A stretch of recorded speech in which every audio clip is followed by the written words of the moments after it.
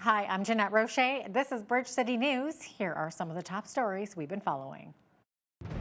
Parliament resumes today for the first time in nearly 5 months, with MPs electing a Liberal as their next Speaker of the House.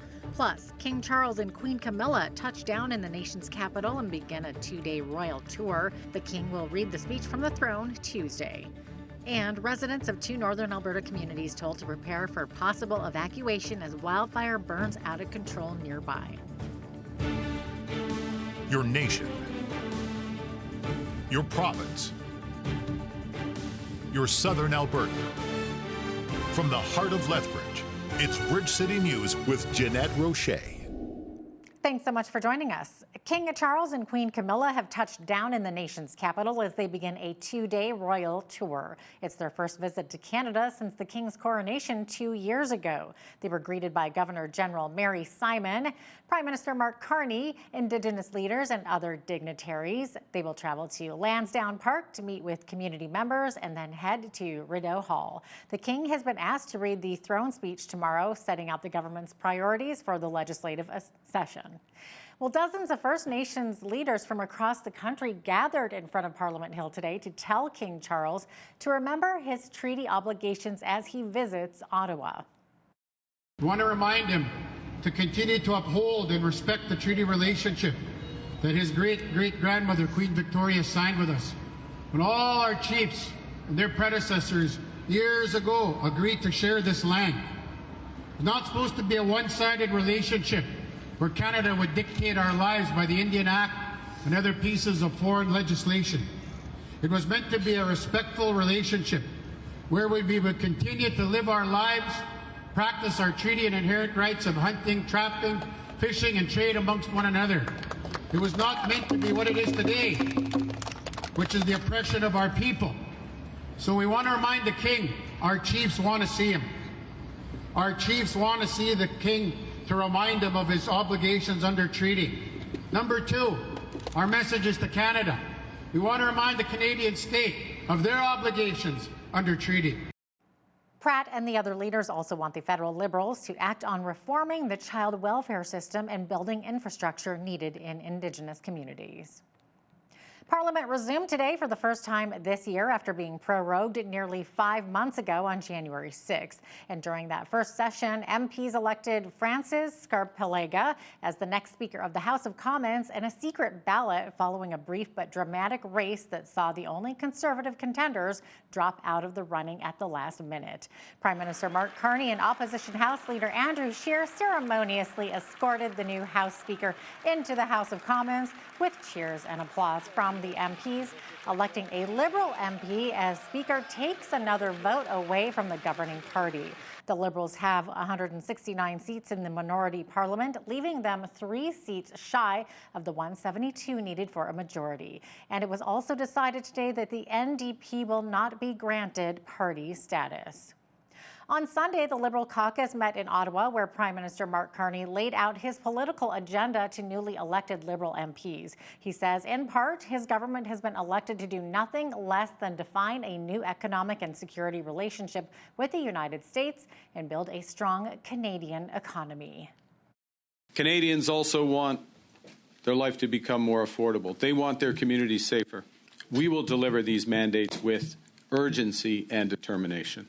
To get going, we're going to introduce several key pieces of legislation. We are going to legislate to toughen the criminal code for those who are threatening the safety of Canadians by making bail harder to get for those charged with stealing cars, with home invasion, with drug smuggling, with human trafficking. Conservative leader Pierre Poilievre says he's open to working with Prime Minister Mark Carney and the Liberals in Parliament to negotiate an end to Canada's tariff battle with the United States, but also accused Carney of, quote, doublespeak for creating exemptions to some retaliatory tariffs against the U.S. We all want a permanent end to tariffs with the U.S., and we will work with the government to help make that happen. I've already told the Prime Minister that we are happy to cooperate any way we can to bring about an end to this unnecessary dispute and restore our not just our sovereignty, but also tariff-free access to the most successful international trading arrangement in the world. And we can't help but note that the Prime Minister promised during the election that he would put his elbows up and apply dollar-for-dollar tariffs that would raise tens of billions of dollars. Now, let's be clear. He said that it would raise $20 billion this year alone, and he published that in a platform released after he had quietly eliminated most of those tariffs. So how is he going to make up the money? And why did he put his elbows down when he said they were up? Look, despite the Prime Minister's doublespeak, we will work, as I said, to help him try and get a trade deal to put an end to the tariffs. But we also need to focus on making our own economy more independent and self-reliant so that we're no longer vulnerable to such international surprises. The Alberta government is asking parents for feedback on what kinds of materials they want to see in school libraries. Education Minister Demetrios Nicolaides says the move was spurred by 4 sexually explicit graphic novels found to be in circulation in public schools in Edmonton and Calgary. A group of parents approached me and provided me with excerpts from many of these books and other material. Initially, to be very honest, I was very skeptical. I thought that this was maybe examples from other jurisdictions or other countries.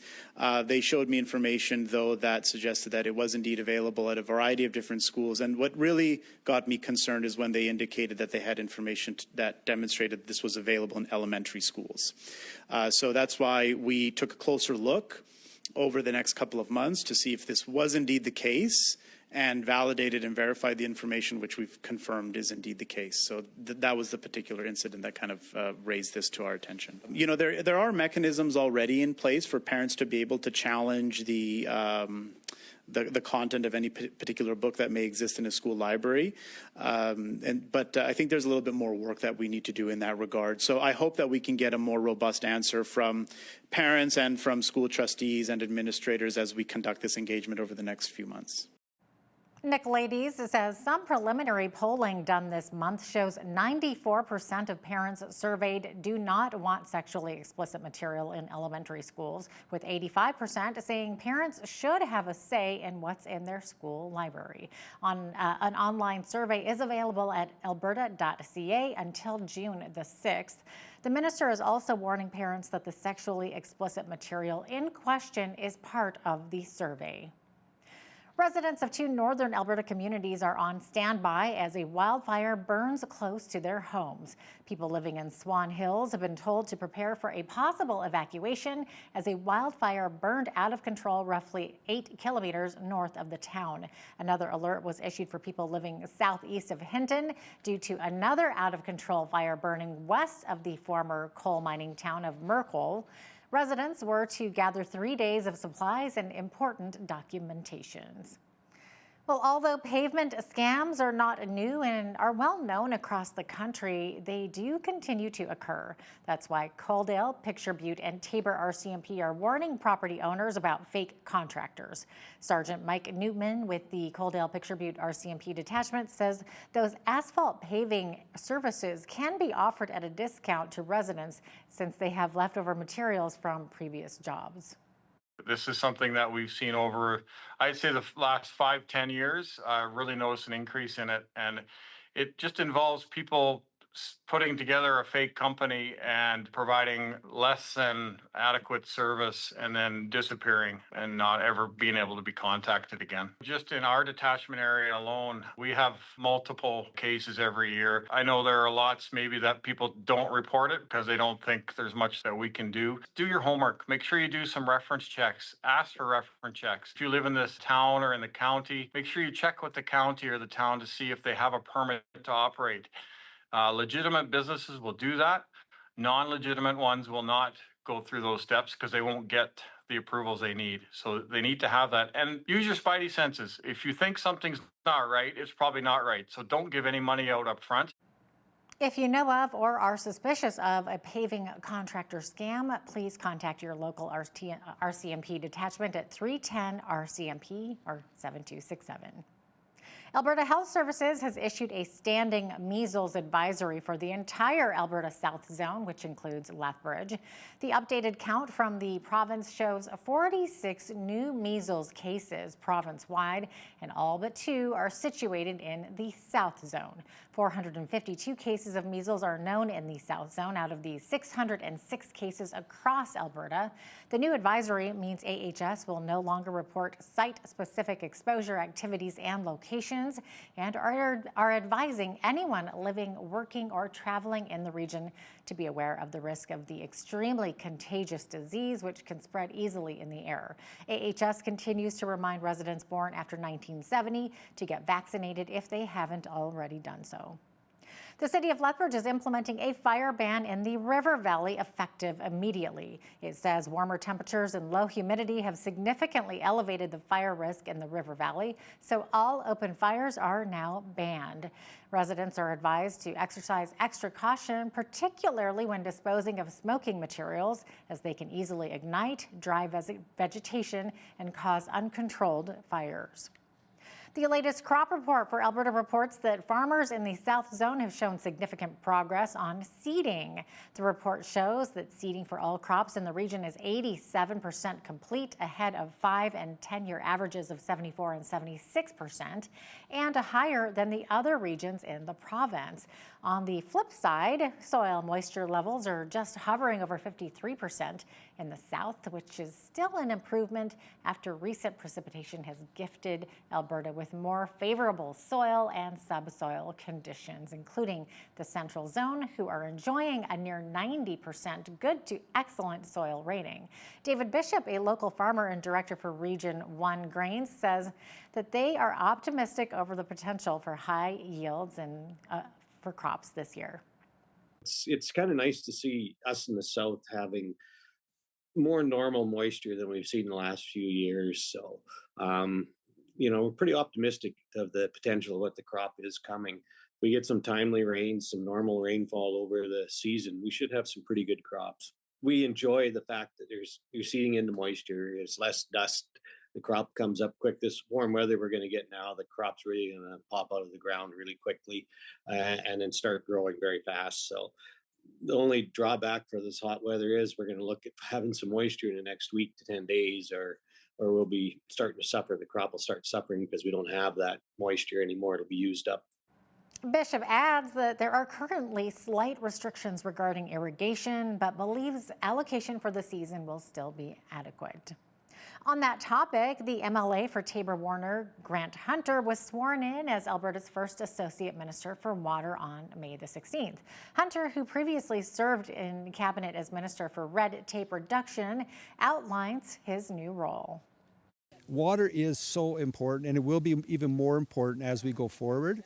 I think the Premier recognizes that, and so I think that she has put me in that role. As I have a lot of experience in southern Alberta, we need to convey water to very dry areas, and we grow some phenomenal specialty crops down here because we do it so well. In fact, southern Alberta has 70% of Canada's irrigation land right here in southern Alberta. And so we grow about 60 specialty crops, but water is not just for irrigation, water is for drinking and for communities, for water sources and everything. We have a lot of water in this province. It's just that have we got a strategy to make sure that we're using it and utilizing it properly?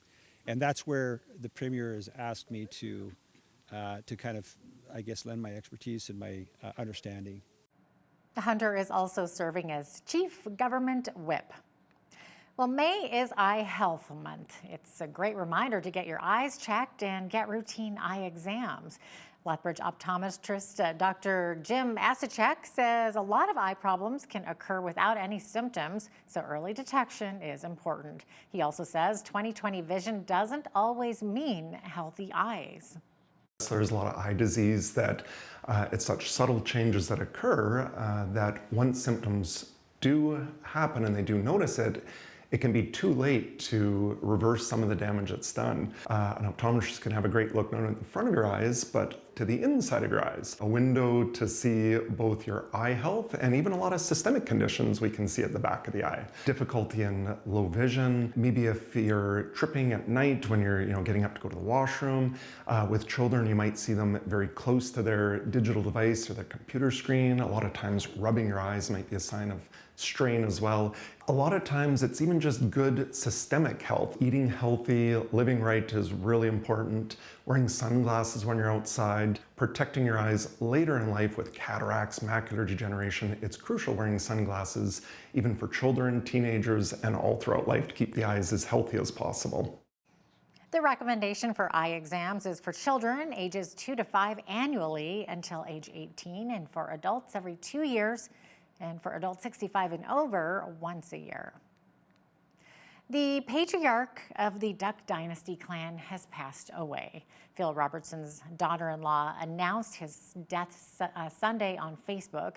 He was 79. His family announced in December he had been diagnosed with Alzheimer's disease. Robertson turned his small duck call business in northern Louisiana into a big business and conservative cultural phenomenon. Duck Dynasty followed Robertson, his brother, and his sons in a reality show presented like a sitcom. They were immediately recognizable by their long beards and their conservative Christian and family-oriented beliefs. Duck Dynasty can still be seen on our partner station, Merit TV Canada. The Edmonton Oilers are just 2 wins away from a return to the Stanley Cup final. A 6-1 win over Dallas on Sunday left them with a 2-1 lead in the best of 7. We got more from Joshua Clipperton of the Canadian Press. Connor McDavid and Zach Hyman had 2 goals apiece as Edmonton thumped the Dallas Stars 6-1 to take a 2-1 lead in the NHL's Western Conference Final. Stuart Skinner was outstanding in making 33 saves for the Oilers, who got 3 assists each from Ryan Nugent-Hopkins and Evander Kane. Skinner had to be especially sharp in the second period when Dallas was coming at Edmonton in waves, before McDavid scored just before the intermission to give the home side a 3-1 lead. Hyman scored his 2 goals in the third in a game that was closer than the score indicated for long stretches. Edmonton, which lost to the Florida Panthers in 7 games in last year's Cup final, blew a 3-1 third period lead in falling to Dallas in the opener, but rebounded with a 3-0 shutout in Game 2 thanks to a bounce-back performance from Skinner. The Oilers will look to take a 3-1 lead against the Stars in Game 4 on Tuesday back at Rogers Place in Edmonton. Hard to believe there's still hockey when the weather has been so hot lately. We saw nearly a high of 30 degrees today. Slight chance of showers tonight, though, with a risk of a thunder shower, and I will be right back with a look at your full forecast.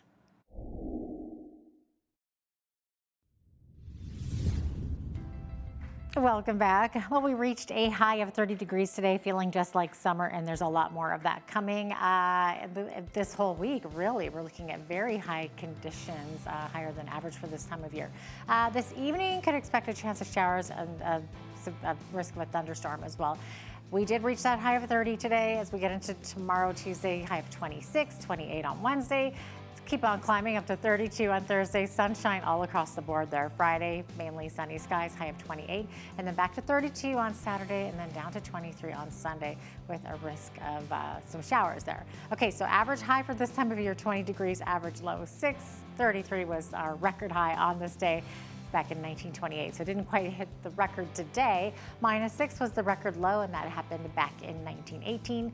5:34 is when the sun rose this morning. Sun set this evening at 9:24, so we're just under 16 hours, so 15 hours and 50 minutes of daylight. Only 10 more minutes to go. We're right at that 16-hour mark. Okay, clear skies across the west coast tomorrow. 21 for the high in Victoria. 16 though, where the onshore winds blow. So if you're close to the water there, it's going to feel a little bit cooler. Just the opposite though in Vancouver. 19, but the further inland you go, 24 degrees there. So it's going to be nice and warm inland. Clear skies in Edmonton. However, tonight under a severe thunderstorm warning. 24 for the high tomorrow. Calgary tonight, severe thunderstorm watch, but sunshine tomorrow with a high of 26. So what's the difference then between a watch and a warning? Well, a watch occurs when extreme weather is capable of happening very soon, whereas a warning is issued when that severe weather is happening or is imminent. So there you go. That's the difference. 27 for the high in Saskatoon, 25 in Regina, and high of 24 in Winnipeg. Clear skies. However, Regina is going to see some hazy conditions, and Winnipeg could see some local smoke there too due to those wildfires. 21 the expected high tomorrow in Toronto, 25 in both Ottawa and Montreal with lovely sunny skies there. Could see some fog patches in the morning though in Ottawa dissipating. And then as we get into the East Coast, we're seeing a lot of the same. We're going to be seeing sunshine, mix of sun and cloud, and also some fog patches dissipating in the morning though. So 24 in Fredericton, 23 Halifax, 18 for the high in Charlottetown tomorrow, and only 10 degrees expected in St. John's with some fog retreating into the coast there in the morning. So there you have it. That is your forecast.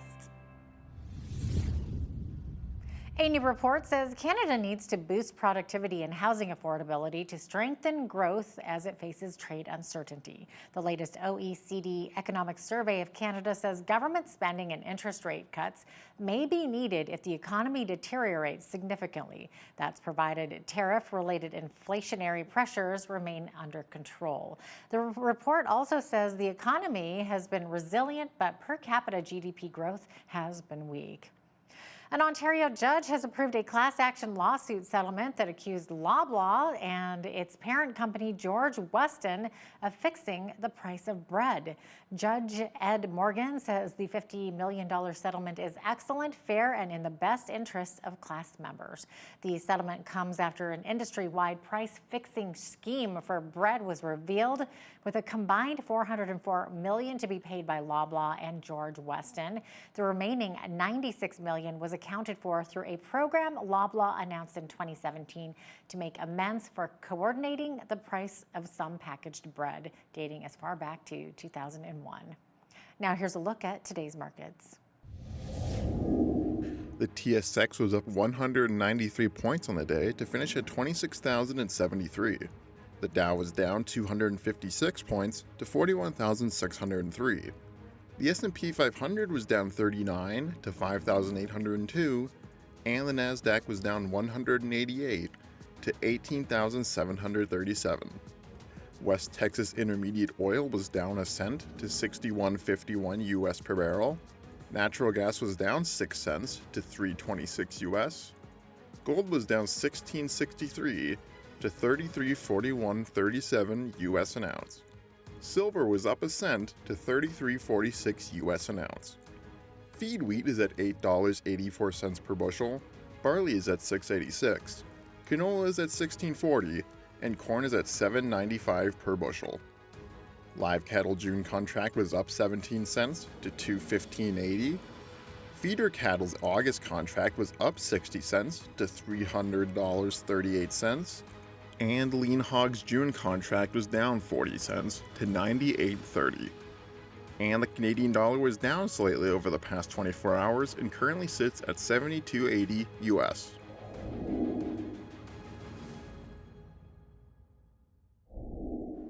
Recapping one of our top stories, King Charles and Queen Camilla arrived in Canada today. The King is holding official meetings with the Governor General and the Prime Minister at Rideau Hall. King Charles also met the Lieutenant Governors who represent him across Canada. He will open Parliament tomorrow by reading the throne speech.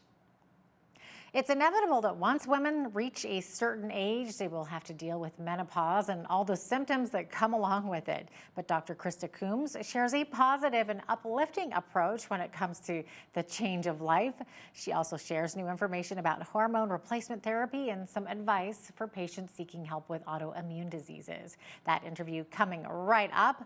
Also, when you see news happening in your community, be sure to send us an email at info@bridgecitynews.ca. You can also visit our website or YouTube channel anytime to check out more of our interviews and stories.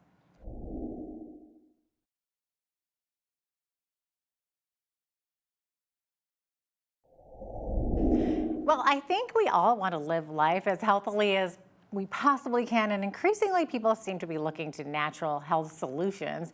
So today's guest has some different approaches to achieving health. Joining me today is Dr. Krista Coombs. She is a licensed doctor of acupuncture with education as a doctor of traditional Chinese medicine and a certified functional medicine practitioner and owner of AcuPlus Wellness Clinic here in Lethbridge. Here she is. Good to have you with us, Dr. Coombs. Yeah, I'm excited. That's quite a bit of education and background that you have there.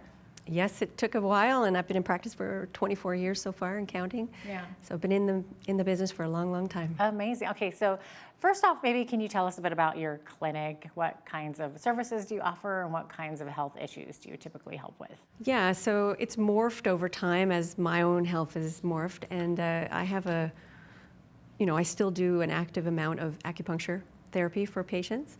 But I have integrated for the last 11 years functional medicine with the Chinese medicine, which is just phenomenal. And that was sparked by going through my own autoimmune illness catastrophe in perimenopause. So now I've become, I would say, an expert in helping women in particular learn to manage autoimmune diseases in peri and postmenopause. Wow, no, incredible. So functional medicine is maybe a term that some viewers may be unfamiliar with. Can you maybe explain what functional medicine is? It was coined by Dr. Jeffrey Bland back in the late 80s, so it's fairly young. And what it is it's using Western peer-reviewed studied research as it's applied to some degree in Western medicine, but holistically. So we're looking at the body as a whole entity rather than so mechanistically, like it's a liver issue, it's a heart issue, it's a brain issue. It's a whole person issue. So I like to say it's basically a holistic Western medical approach, but it's very integrative. So it's taking that holistic mindset of the ancient medicines like Chinese medicine, which I'm well versed in, or Ayurvedic medicine, which is also pretty amazing.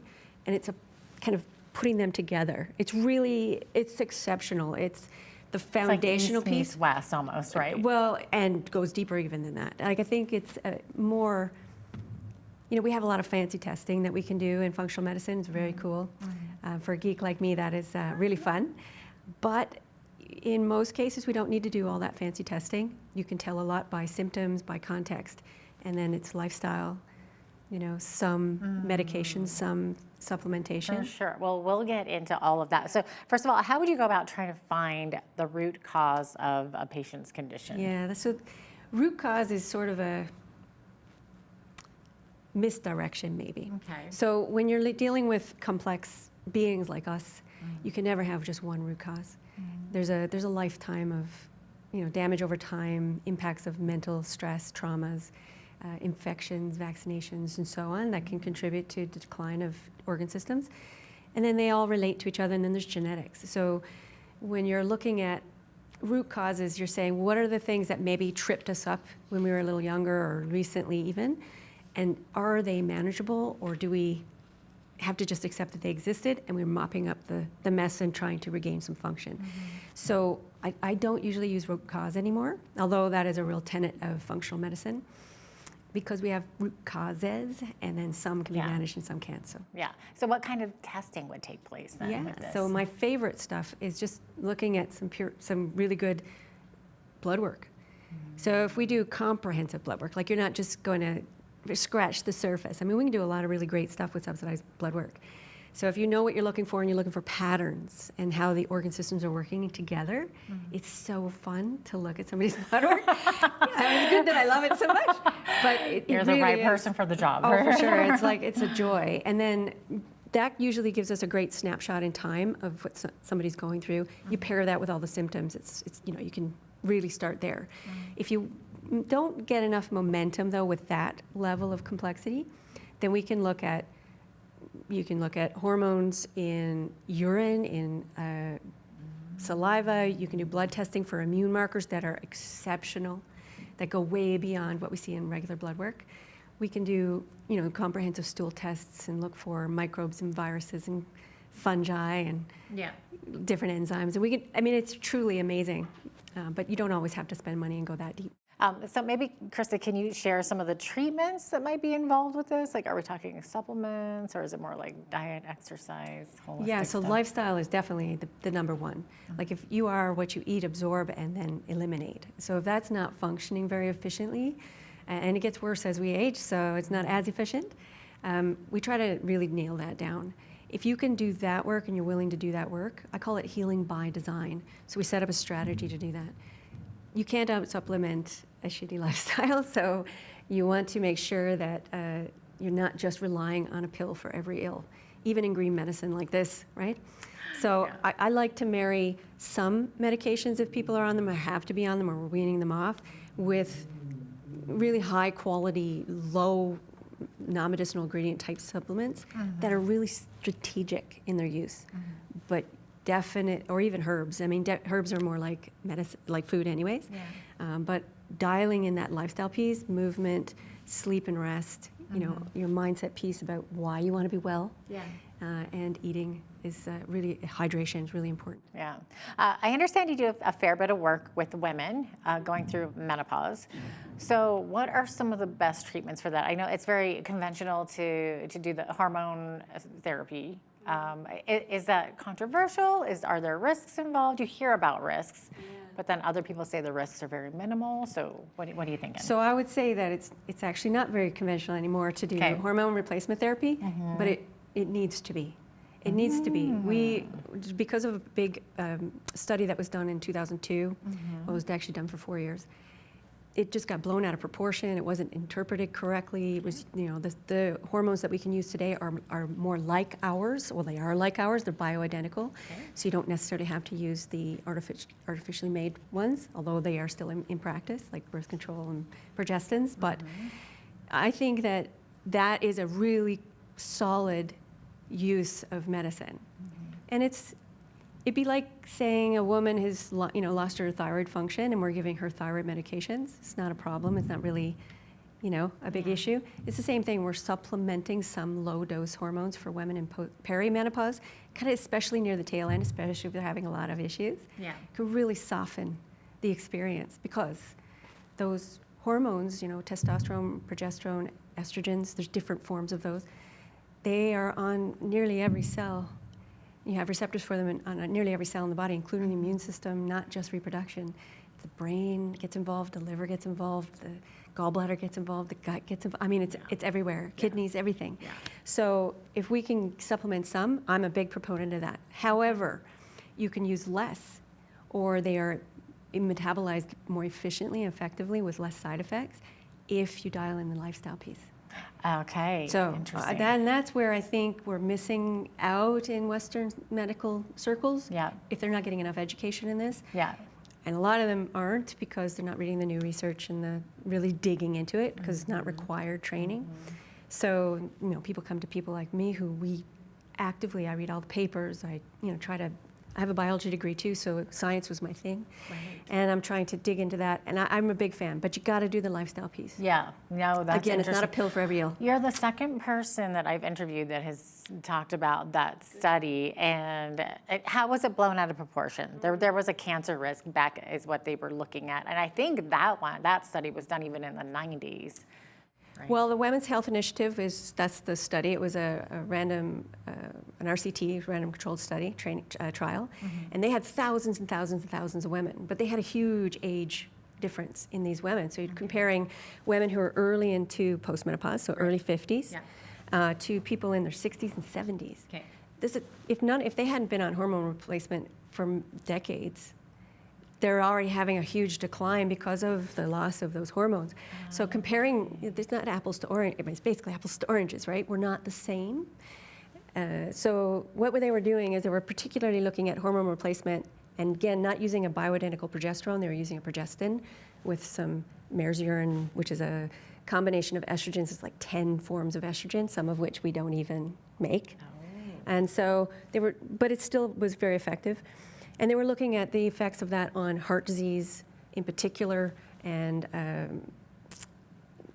think there was a few things, but they noticed across the board, breast cancer, and they noticed across the board that the older people who hadn't been on any HRT tended to have a not even a statistically significant increase in breast cancer risk and heart disease.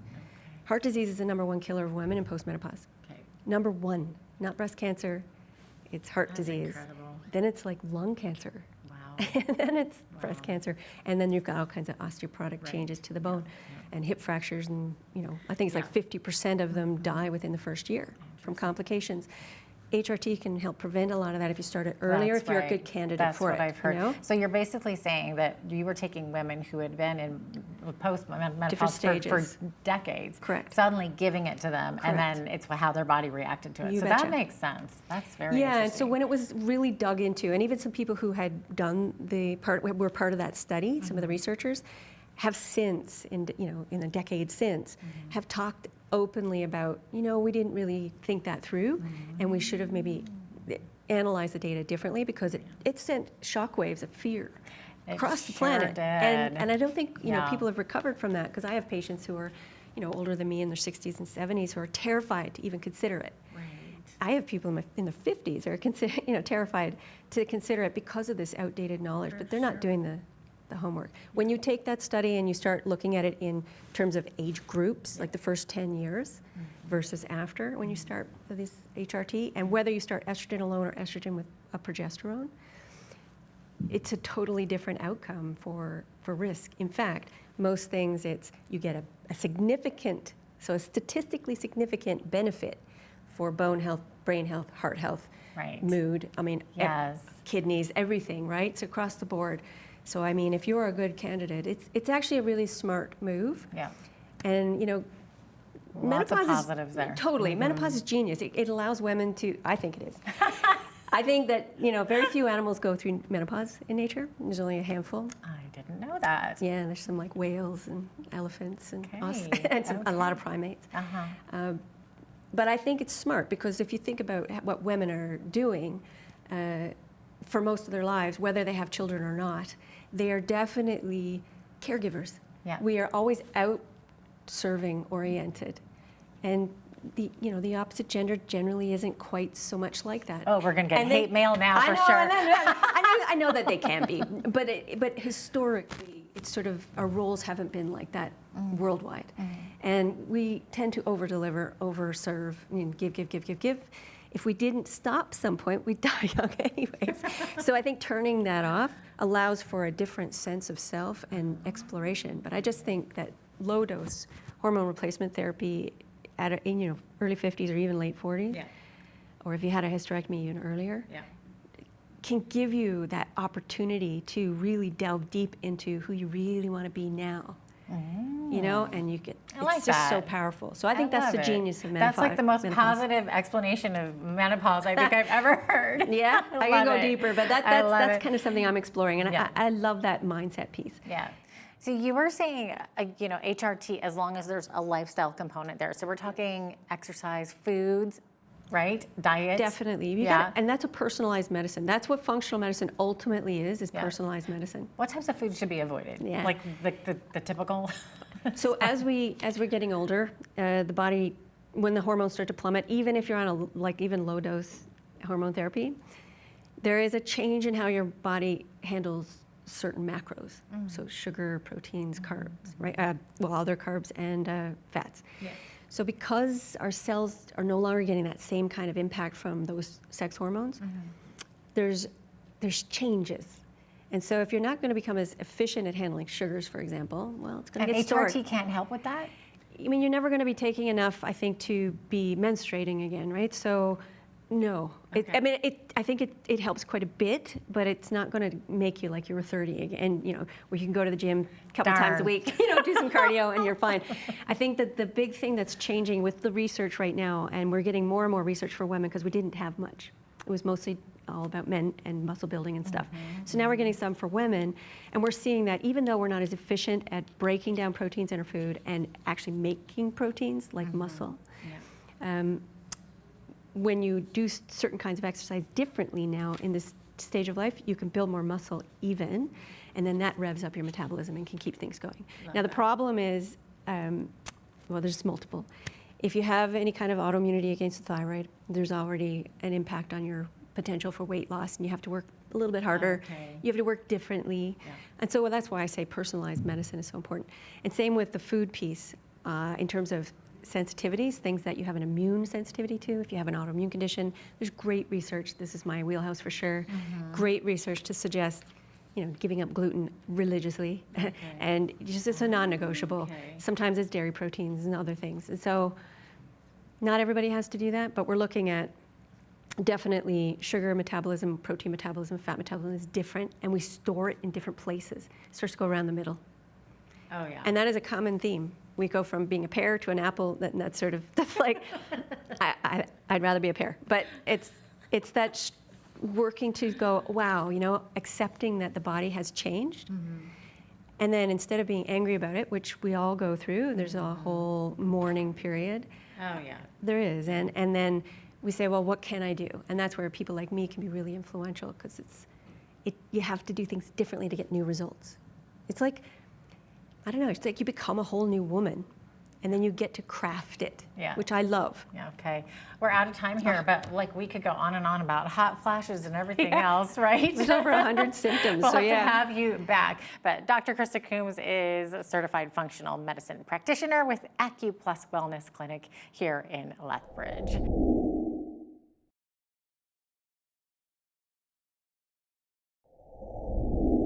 Canada has a new federal government, and for the most part, it seems to be continuing on the same environmental and anti-fossil fuel production path as before.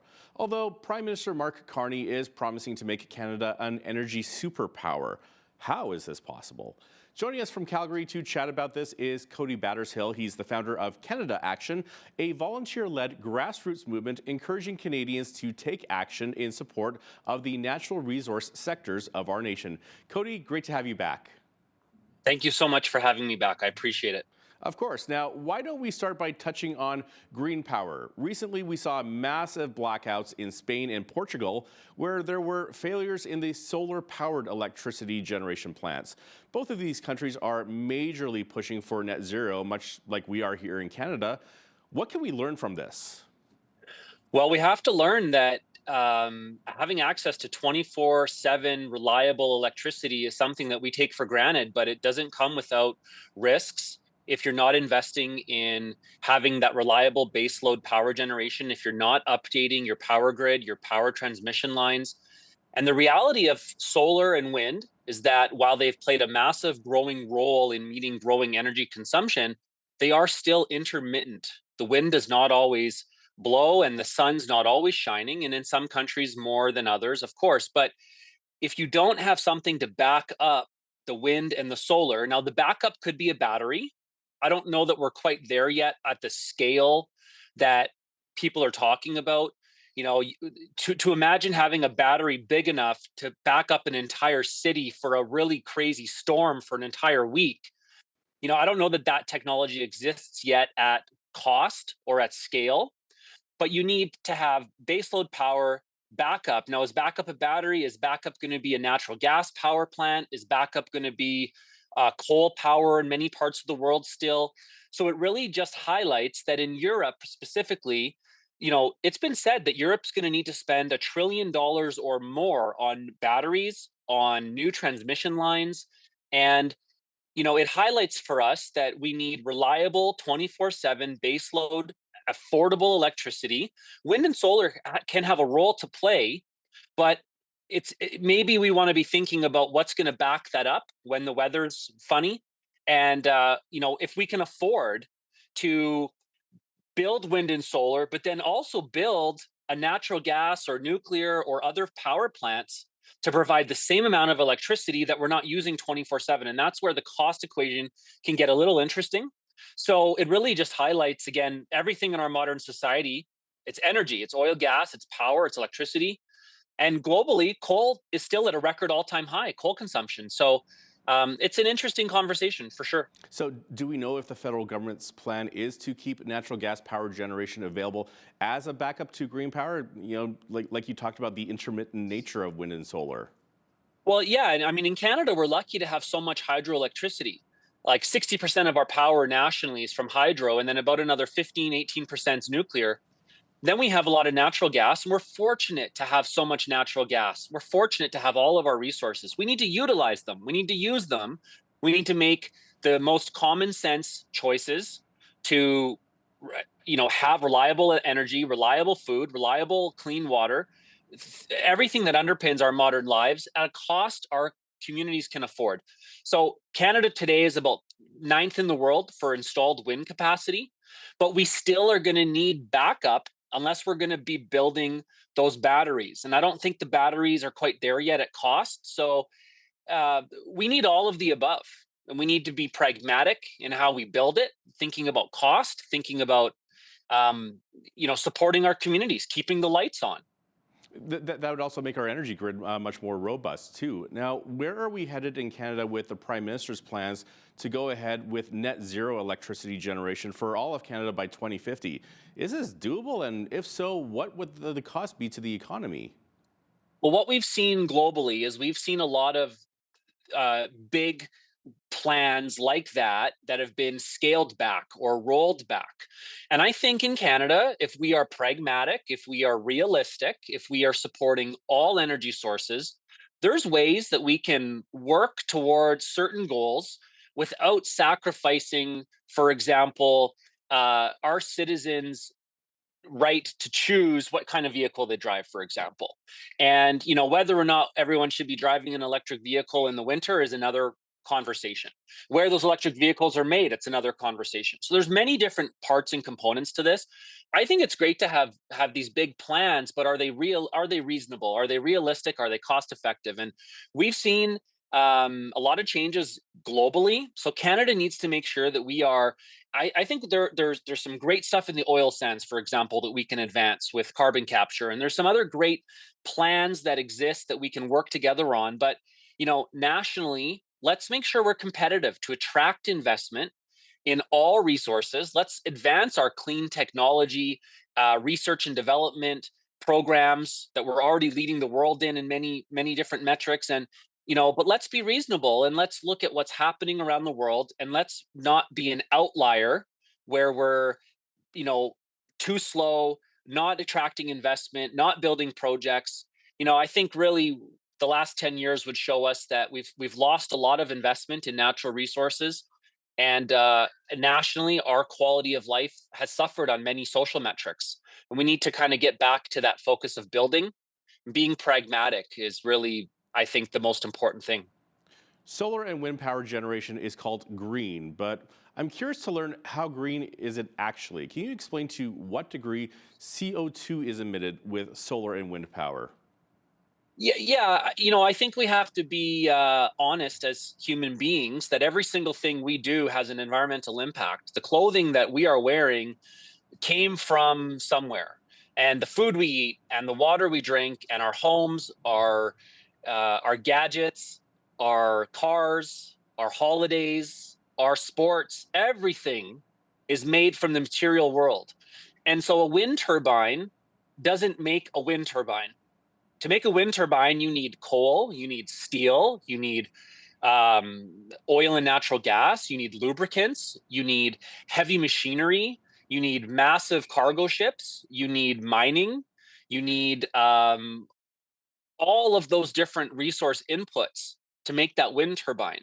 So, and then does a single wind turbine last as long as, let's say, a natural gas power plant? And typically, no. A wind turbine might last 10 to 15 years, maybe even 20 years, but a brand new natural gas power plant might last 45 or 50 years. So you might have to replace that wind turbine 3 times in the life cycle of that one single natural gas power plant. We have to think about all these different inputs and how much steel and coal and fiberglass, and then how do we recycle? How do we reuse? Where are we burying these things? And again, everything has an impact. Even hydroelectricity, when you flood the land to create the dam, there's an impact. You're flooding that land. But we gotta, as Canadians, work together, I think, to make smart choices so that we have, again, a strong electrical grid, so that we don't have something happen like that just happened in Spain and Portugal. We have affordable electricity. Look at Germany. Germany's electricity costs have skyrocketed the last 10 years. They have seen a massive deindustrialization. And what that means is massive manufacturing operations have left the country, have reduced their shifts, have stopped producing because the energy input cost is too great for them to be competitive globally. And there's a lot of other examples, warnings for how we balance these things. So let's advance wind and solar, but let's be reasonable and pragmatic. Let's also make sure that the electricity is affordable. We're supporting investment in all forms of energy, and we're not, missing our opportunity with growing global oil and natural gas demand locally for reliable energy that's cost effective, and also internationally exporting to, reinforce our economic security at home. When you were talking about lifespans of wind turbines, it kind of brought to my mind, growing up, in our parents' homes, like the fridge, the stove, the washer, the dryer, they would last like 20 years. Like you would never replace those. They would just be diehard. And now we're replacing those like every 5 years, every 10 years. And it's crazy. Now, on that topic, though, are we still burying huge amounts of old wind turbine blades and towers in the ground once they're worn out? And if so, why do they need to be buried? I think it's a very complicated manufacturing process. And, again, that speaks to how much mining in oil and gas and petrochemicals are involved in the, construction and transportation, installation, and then decommissioning of those products. About 80% of the world's solar panels come from China. So those are made in China. Now, what is powering the factories that make those solar panels? There's been many reports that said a lot of those factories are powered by coal power. And there is still growing coal power demand globally.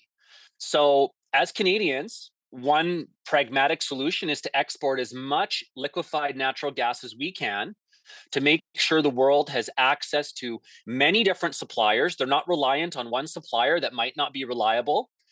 And then maybe bring the costs and the guarantee of that supply, so that countries like Japan and South Korea and China and all these other nations that have said they want our LNG, so they can choose to maybe build natural gas power plants instead of coal power plants. And at the same time, when we're looking at, wind and solar, that has a role to play. But when those products are at the end of their life cycle, certainly, we need to continue to figure out how we're going to recycle, how we're going to reuse. Like there's a lot, like our electronics at home are nowadays often, some of them, unfortunately, I think end up in the landfill, and some of them are recycled or they're sent overseas to be recycled. But it's just crazy to think that your TV might end up, it comes here on a boat and then you use it and then it goes somewhere else on a boat and then it's dismantled. It's very complicated. So again, everything has an environmental impact. Now, you had a poll done recently which showed that 68% of Canadians think Canada should make a greater effort to export our energy. Question is, if our federal government doesn't build a coast-to-coast pipeline, will we be able to expand our exports? Well, this is really the head scratcher, is that as a country, we have the world's third largest oil reserves, but we are reliant on 500,000 barrels of oil imports per day, mostly out east. Ontario's reliant on a pipeline that starts in Canada but goes through the US to get back into Ontario. And, we have to think about our energy security. We have to ask ourselves, why are we buying oil from Nigeria, Saudi Arabia, the United States, all these other countries, when we have our own oil? And, Energy East would have seen that conduit, that pipeline built from Alberta east. It would have also led to more updates and investments in refining so that our refineries could process our oil. And, the energy ecosystem is very complicated, from production to transportation to refinery, back to the gas tank or back to the petrochemical facility that makes all the products, the inputs for the products in our homes. It's very complicated. But as Canadians, we have to be talking about building more export capacity, reach Asia, to reach India, to reach Europe, to get ourselves less reliant on the United States as a single customer. And we also have to be absolutely talking about how we get more Canadian-made resources to Canadian consumers in other parts of the country. It's a wild stat. Canada has imported something like $500 billion of oil in the last many decades. And we have our own. Wow. So I think we need to be thinking about nation building. So my follow-up question to that is, what's the point of building pipelines if there's an emissions cap, which is essentially a production cap? Yeah, the production cap is very concerning. And many independent third parties and industry associations have come out and said, if this happens as proposed, it will be a production cap. So let's be clear. Let's also be clear that we're the only country in the world talking about doing this. We are the world's largest democratic holder of oil reserves. The world needs our energy. Europe's asking, Asia's asking. Many countries are asking. We're also the top supplier of oil to the United States. If they don't buy it from us, they buy it from other countries that aren't as friendly. They don't do as much trade with. That's a whole nother discussion.